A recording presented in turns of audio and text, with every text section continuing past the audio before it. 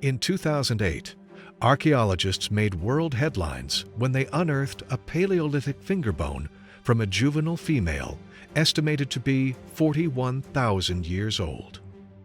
Further DNA analysis indicated the finger was from a previously unknown and extinct homonym subspecies. These previously unknown ancestors were christened with the name Denisovan. Firstly, we know that a further tooth that was found in the Denisova cave, but they didn't really know too much about it, has now been confirmed to be that of a Denisovan woman. It's about 125,000 years old. And this confirms that the Denisovans were in this area for a much longer period than had initially been suggested. And that's many, many generations.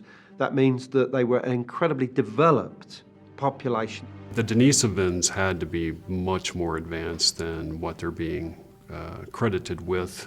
I say that because of the discovery of a piece of jewelry that they found in the original Denisovan cave that dated 40,000 years ago. It was made of a green polished rock, and anthropologists believe that this jewelry was only worn on very special occasions. That indicates a culture.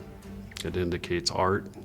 It indicates a higher understanding of reality. These aren't people that were simply clubbing animals to death and using their furs. These were people that were literally constructing jewelry.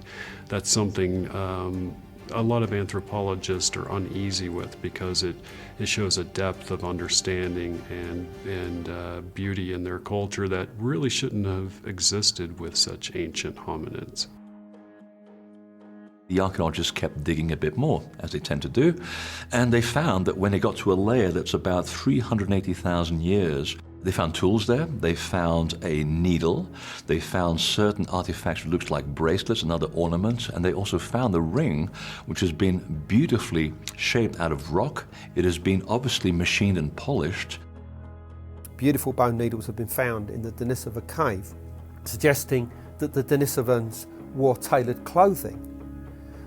Horse DNA has also been found inside the cave itself, suggesting that the Denisovans not only hunted horses, but probably domesticated them and may even have ridden horses. And this is probably tens of thousands of years before it was even thought possible that you could ride horses, something that was considered conventionally to only have occurred in Bronze Age times. And yet here we have people 40 to 50,000 years ago who were riding horses, domesticating them, catching them. If this scientific data is true, then how could these ancient ancestors shed new light on our evolution? Perhaps it's possible that they not only date back hundreds of thousands of years earlier than we had thought, but to another world entirely. A world where a certain species survived among these evolved creatures.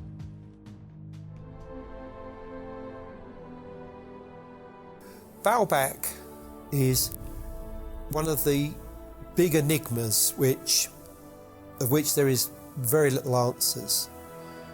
We're talking about a huge complex that was constructed during Roman times, a massive temple dedicated to the god Jupiter. Amongst the foundations of this incredible complex are stone blocks weighing around 1,000 tons apiece.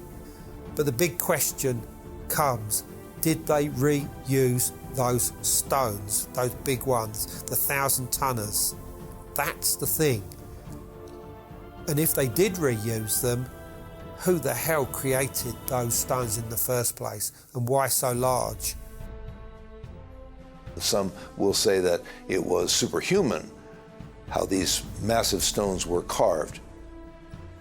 It could be done. It could be done with rollers, block and tackle. It would be quite an effort, and there was a reason to do it. The temple is on a hill. You would need very, very strong retaining walls. Huge pieces of stone are useful in that regard. So there's a practical answer. But the more magical speculation is there must have been some special purpose to this location and these massive stones that is beyond our current understanding. The reason for them would be to build very powerful retaining walls so that this temple would last forever. Come round the corner onto the west side of the wall, and there you find the famous trilithon, which is curious, freestanding, unconnected megalithic wall, which doesn't look much like other Roman stuff, actually. The three giant blocks that surrounds the Temple of Jupiter. And each of those blocks weighs more than 900 tons. And they are placed so perfectly into position that you cannot get a sheet of paper into the joints. And they're 20 feet above the ground. And then we have another thing, which is if you go to the supposed quarry from which the Baalbek stones were taken, you find three really humongous blocks of stone. Two of them have been well known for the last 100 years or so. One's called, I don't know why, it's called the Stone of the Pregnant Woman. You're dwarfed by the scale of the thing. This block weighs 1,000 tons. It's sticking up at a kind of angle. It's been cleanly separated from the bedrock underneath. There's a cut, and it's just sitting there. Across the road is a second giant block. That one is calculated to weigh 1,460 tons, still sitting there in place in the quarry and only discovered by the archaeologists in 2014 because it was covered by sediment. So the archaeologists say the Romans did everything. The Romans made those megalithic blocks. To me, this is, just a very un-Roman thing to do. The Romans were extremely pragmatic people. If they had quarried those blocks, even if they had found they couldn't move them, they would not have left them there. The Romans were never involved with those blocks. They didn't even know those blocks were there. I think we are looking at, if you like, an antediluvian presence at Baalbek. And I think in some way the Romans tapped into that and honored that with their 54 columns around the Temple of Jupiter. As Stonehenge slowly falls into ruin, scientists are digging deeper for answers about the true purpose of these stone megaliths. The site was comprised of an inner circle of smaller bluestones set in a horseshoe arrangement, surrounded by a larger external wall of 60-million-year-old silicified Sarsen sandstones.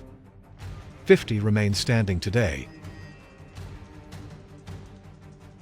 One of the first things about Stonehenge is we are so familiar with the monument having those huge trilithons and being this perfect circle containing 30 megaliths with 30 lintels on top. Now that is called Stonehenge Phase 2. It was, according to Orthodox archaeology, built around about 2500 BC. There is a theory that in addition to the influence of the sun and the moon and the power of the eclipses, that Stonehenge has a connection with the influence of Saturn. This comes from a theory that was proposed, I believe, in the 1980s originally, that the inner so-called horseshoe of stones that are made of bluestone, which reflected this influence, and that because they were directional, they sort of pointed towards the influence of Saturn. Stonehenge may have been built in part as a religious homage to where these people believed they originated from. Now, if we visualize this on the ground, we need to see that Stonehenge represents Saturn, and it has 30 lintels going around it. And Saturn takes exactly 30 years to make one round of the zodiac. Any astronomer and an astrologer will tell you that's called a Saturn return. It's a 30-year cycle. So I feel that's why there was 30 lintels at Stonehenge. Our ancient ancestors did everything for a meaning. Nothing was by chance. Everything had a metaphysical and a physical property in the ancient world of Stonehenge. Saturn is known to be the kind of the harsh taskmaster. It's where we get things like tough love, sort of. It's not an evil thing, but it's almost like you have to prune the tree in order to exacerbate growth. Sometimes we need a little toughness just to really grow to our full potential. Saturn imposes the limitations of time and space. It's also the seventh sphere, which is the highest point of the world soul. It's the point where eternity becomes creation. It gave Stonehenge a quite dark aspect because Saturn is associated with the colour black, with death, mortality and the end of time, basically. The association with time, I think, is very important because these stone circles often seem to reflect the idea of the passage of time. Saturn is a fascinating planet. Time itself, the old devil being time, because what do we know as humans? The one thing we all run up against that we cannot defeat is time.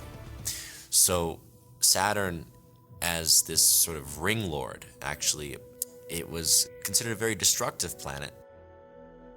Each planet has a certain resonance.